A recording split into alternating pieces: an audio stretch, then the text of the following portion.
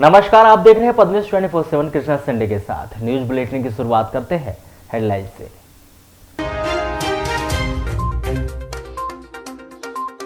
पूर्व जिला पंचायत सदस्य डाली दमाई हत्याकांड, पुलिस ने न्यायालय में पेश किया अभियोग पत्र। विश्व हिंदू परिषद के प्रांत मंत्री ललित पारदी को बताया मुख्य आरोपी। जिला पंचायत अध्यक्ष पद हुआ अनारक्षित, बालाघाट और वारासिवनी में महिलाएं संभालेगी नगर पालिका की बागडोर।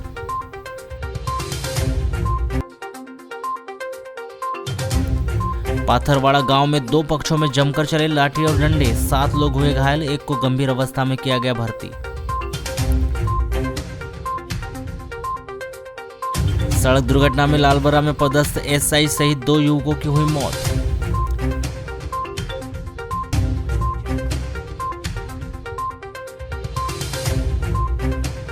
जेल के भीतर फूटे फटाके, बाहर डबल मनी सहित डाली दमाई हत्याकांड के आरोपियों में दिखा उत्साह, थोड़ी देर बाद छाई मायूसी।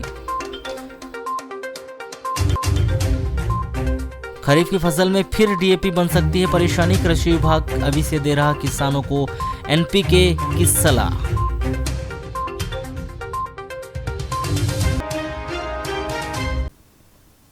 वारासिवनी रोड ग्राम बनियाटोला के पास मोटरसाइकिल ट्रैक्टर ट्रॉली से टकराने से 3 युवक घायल हो गए, जिनमें गंभीर रूप से घायल युवक अनिकेत पिता दिलीप पटले 22 वर्ष, ग्राम सिंगोड़ी, थाना रामपाली निवासी की मौत हो गई। 30 मई की रात्रि 8 बजे करीब यह दुर्घटना उस समय हुई जब तीनों युवक वारासिवनी से मोटरसाइकिल में बालाघाट जा रहे थे।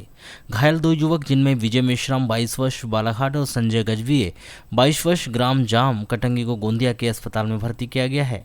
प्राप्त जानकारी के अनुसार अनिकेत पटले, विनय मेश्राम और संजय गजभिये तीनों दोस्त हैं और बालाघाट में रहते हैं।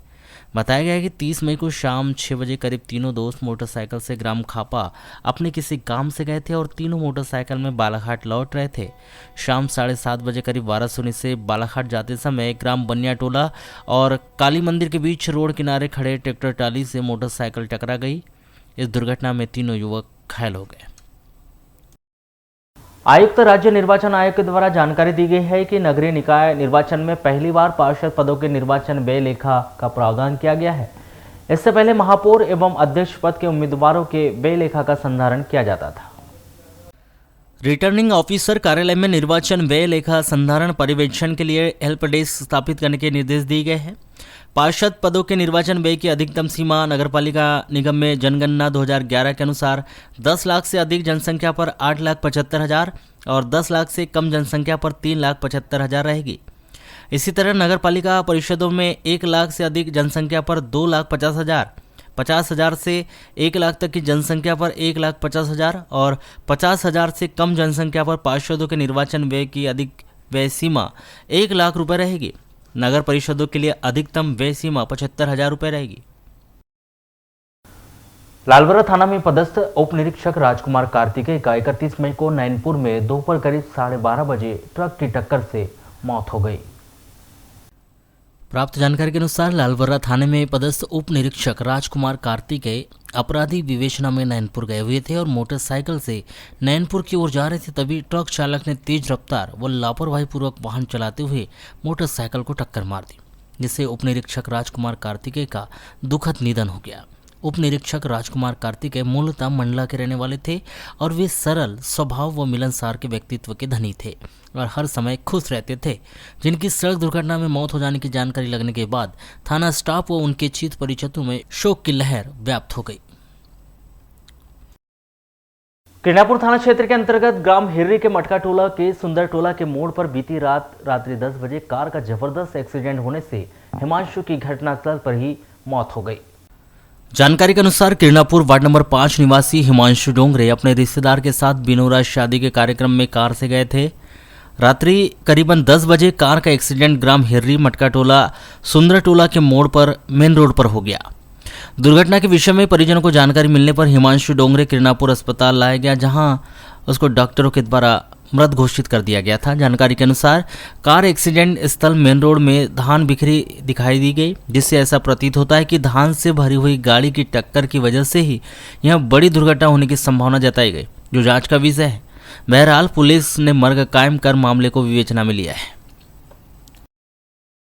कर्मचारियों को नियमित करने, समयमान वेतनमान का लाभ देने, सामाजिक सुरक्षा, बीमा, पेंशन दिए जाने सहित वर्षों से लंबित अपनी विभिन्न मांगों को लेकर मंगलवार से नगरपालिका कर्मचारियों ने अनिश्चितकालीन हड़ताल शुरू कर दी है।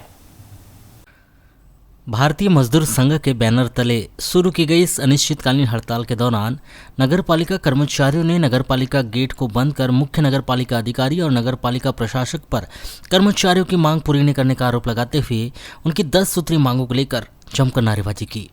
बताया जा रहा है कि सभी नगरपालिका कर्मचारी मंगलवार की सुबह रोजाना की तरह काम पर नगरपालिका पहुंचे, लेकिन उन्होंने साफ सफाई सहित अन्य कार्यों को पूरी तरह से ठप कर दिया और नगरपालिका के गेट को बंद कर अपनी विभिन्न मांगों को लेकर हड़ताल शुरू कर दी। जिन्होंने मुख्य नगरपालिका अधिकारी पर वेतन मांगने पर उन्हें सेवा समाप्ति का नोटिस थमाने की धमकी देने का आरोप लगाते हुए मांग पूरी न होने तक अनिश्चितकालीन हड़ताल जारी रखने की चेतावनी दी है। कौन बनाता हिंदुस्तान? भारत का मजदूर किसान। कौन बनाता हिंदुस्तान? भारत का मजदूर किसान। हम अपना अधिकार मांगते, नहीं किसी से भीख मांगते। हम अपना अधिकार मांगते, नहीं किसी से भीख मांगते। भारत माता की जय। भारत माता की जय। नगरपालिका प्रशासन होश में आओ। नगरपालिका प्रशासन होश में आओ।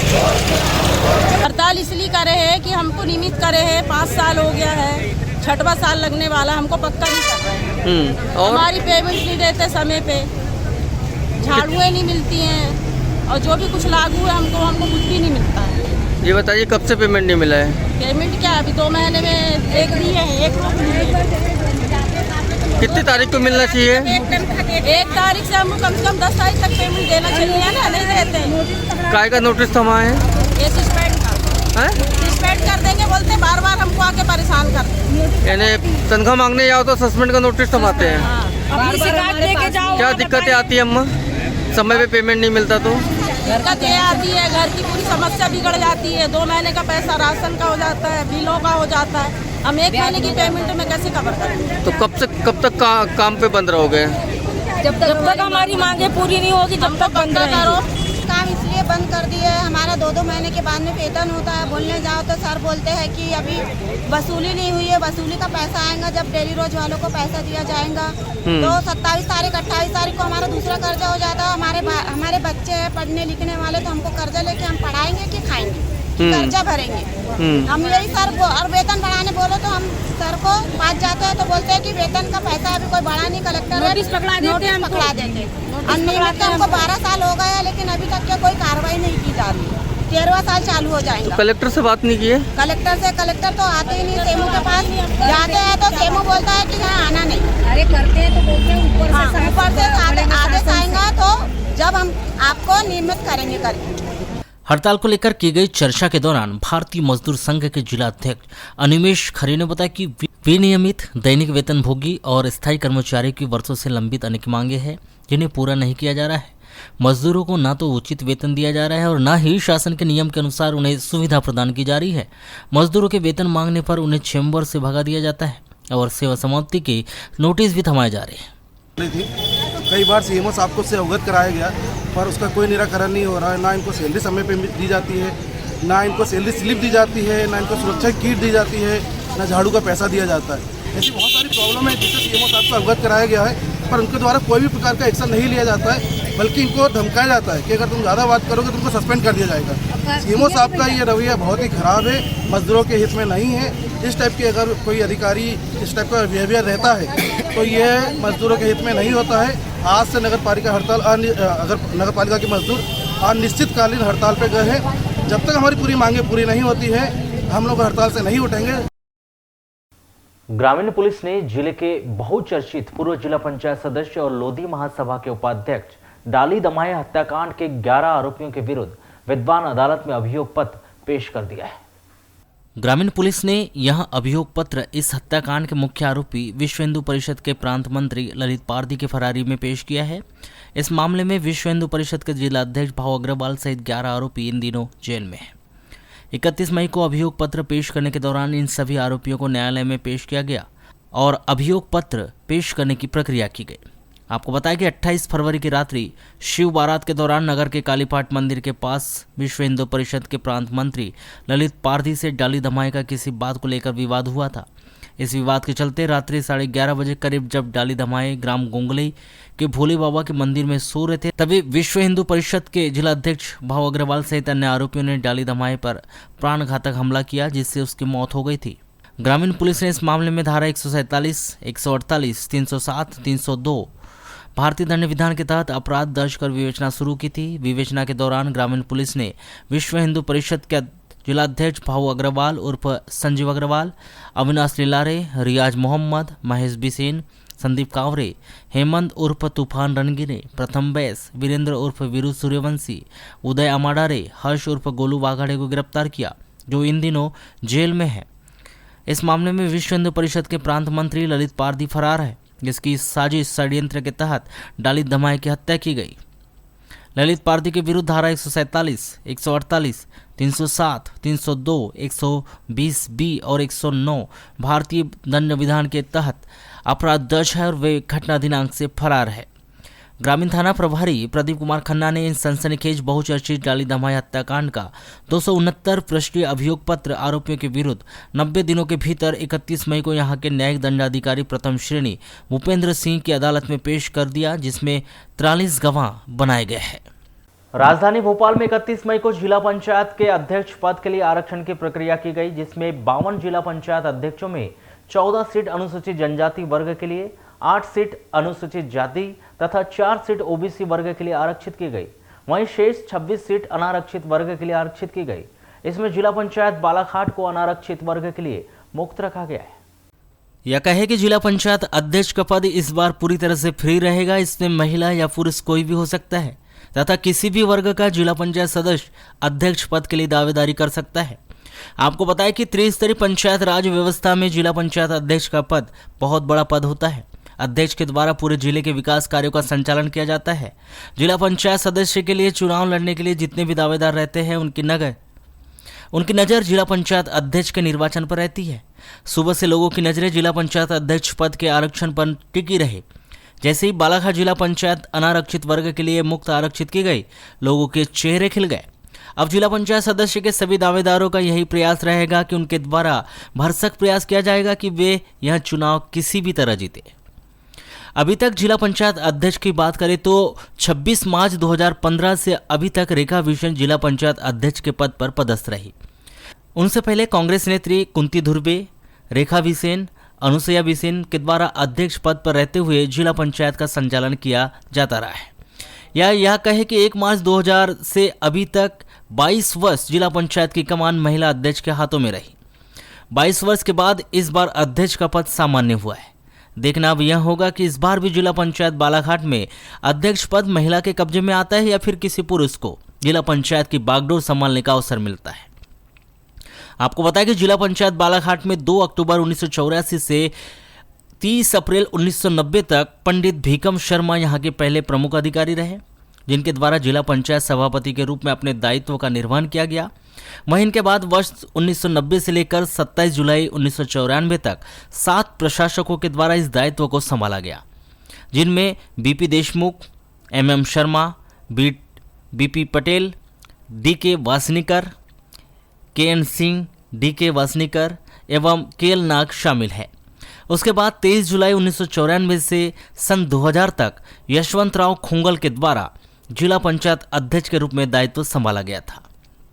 इनके बाद से पिछले 22 वर्षों से अब तक महिला अध्यक्ष के द्वारा जिला पंचायत की बागडोर संभाली जा रही है।